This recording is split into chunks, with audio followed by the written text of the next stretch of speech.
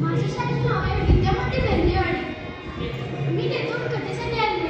माझ्या कथेचे नाव आहे आकाश एवढे उंच. आकाश शेतावरून आले. घरात बायका जमल्या होत्या.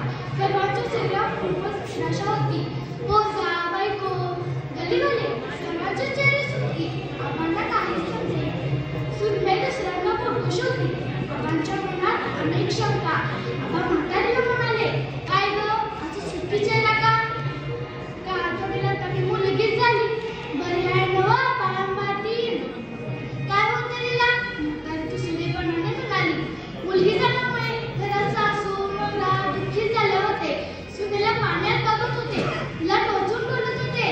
आबा त्या काळामध्ये 7वी शिकलेले, स्वतंत्र संग्रामात भाग घेतलेले. त्यांना हे आवडले नाही. आज बारसा परंतु मला शुकशुकाट होता. काहीच गडबड नव्हती. आबाने आपल्या मुलीला बोलवून घेतले. बारशाची तयारी करण्यास सांगितली. पाळणा सजवला, स्टेरिओ झाला, गोडधोड जेवण केले. बाळाचे नाव ठेवले इंदिरा. आबा म्हणाले, पोरांनो फटाके वाजवा. पोरांनी फटाके वाजवले. नाईलाजाने सासू आणि मुलगा कार्यक्रमात सहभागी झाले. आबांनी गावाला जेवण घातले. बारसे पार पडले. नंतर त्यांनी घरातील सर्व मंडळींना एकत्र बसवले. त्यांना समजावू लागले. आबा म्हणाले, मी विक्षिप्त वाटलो असेल, पण आज 21वे शतक. स्त्री प्रत्येक क्षेत्रात